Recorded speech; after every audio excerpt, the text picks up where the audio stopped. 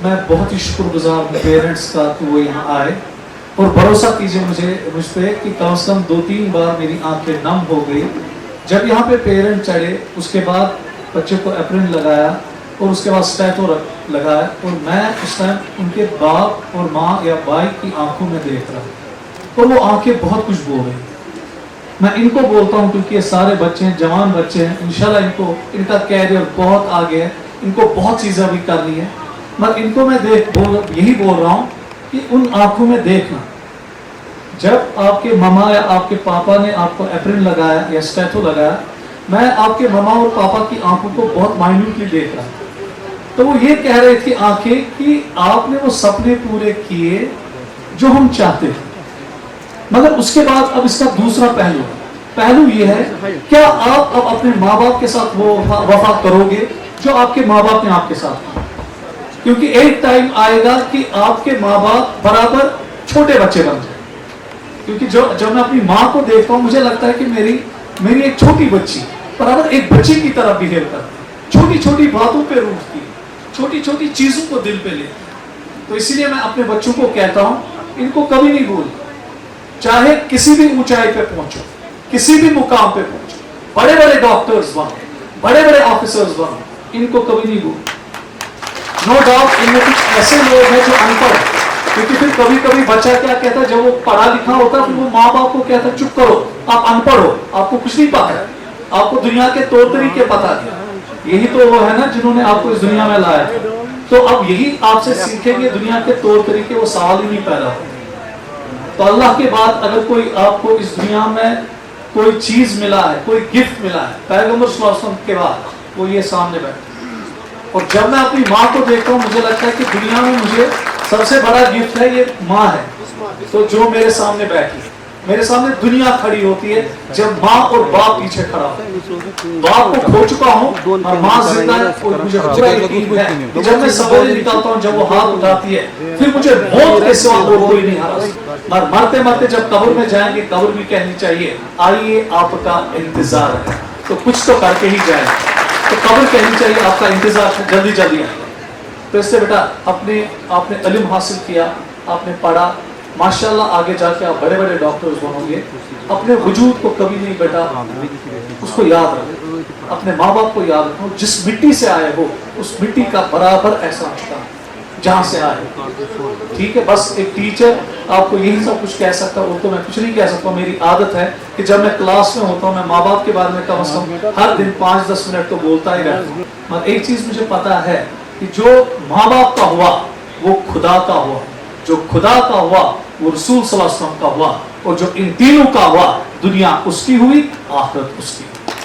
और बनना बड़ी बात नहीं है।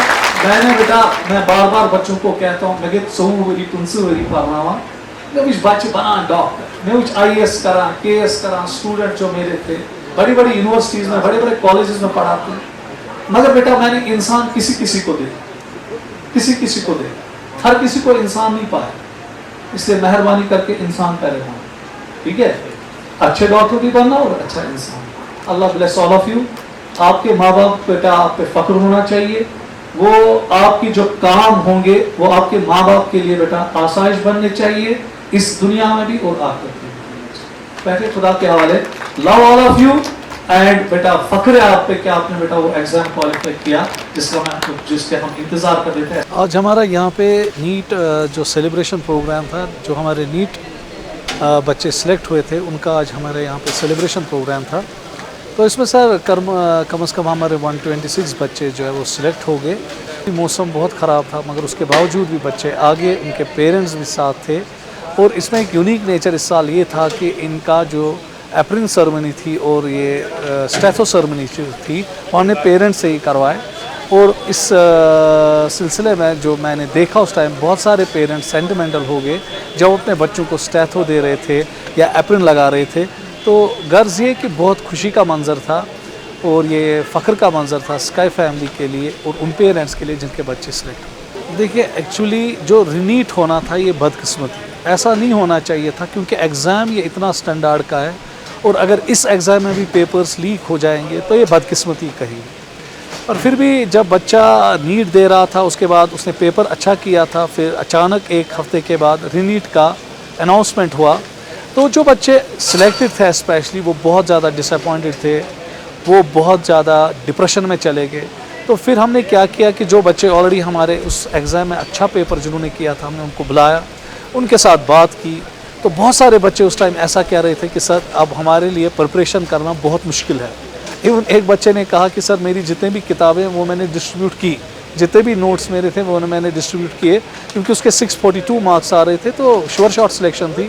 تو اس نے کہا کہ سر میں نے کتابیں بھی اپنے فرینڈس کو دے دی, ریلیٹیوز کو دے دی, نوٹس دے دیے, سر اب میں کیسے نئے سرے سے پڑھائی شروع کروں. تو پھر ہمیں ان بچوں کے ساتھ اس ٹائم ساتھ شانہ بشانہ چلنا پڑا, ان کو انکریج کرنا پڑا, اور ماشاء اللہ ان بچوں نے ہمارا مانا. ہم نے ان کو کہا کہ آپ پیرنٹس کی اور دیکھیے, آپ سوسائٹی کی اور دیکھیے, کیریئر کی اور دیکھیے. تو ہم کسی حد تک کامیاب ہو گئے کہ انہیں اس فیز سے, ڈپریشن فیز سے باہر نکالا, اور ماشاء اللہ آج آپ نے دیکھا کہ وہ سارے بچے لگ بھگ 90 to 95% وہ بچے سلیکٹ. دیکھیے ایکچولی میں آپ کو کہوں گا کہ اس میں کریڈٹ دے رہا ہوں, ایک تو ہمارے جو ٹیچر صاحبان ہیں ان کو کریڈٹ دے رہا ہوں, یہاں کی ایڈمنسٹریشن کو کریڈٹ دے رہا ہوں, اور اسٹوڈنٹس کو بھی کریڈٹ دے رہا ہوں, اور ان کے پیرنٹس کو بھی کریڈٹ دے رہا ہوں جو ہم پہ یہاں پہ بھروسہ کرتے ہیں. ان کو اعتماد ہے ہم پہ کہ نہیں, اگر ہم اس انسٹیٹیوشن میں بچے کو پڑھائیں گے تو اس انسٹیٹیوشن میں ہمارے بچے کے ساتھ جسٹس ہوگی. تو کوشش ہماری یہی ہوتی ہے کہ ہم بچوں کو وہ پڑھائیں جس کی وجہ سے وہ نیٹ میں کوالیفائی کرے. پھر آگے جا کے بچے کا اپنا ہارڈ ورک ہے, کیونکہ نیٹ بچے کو ہی دینا, پڑھنا بھی اسی کو ہے.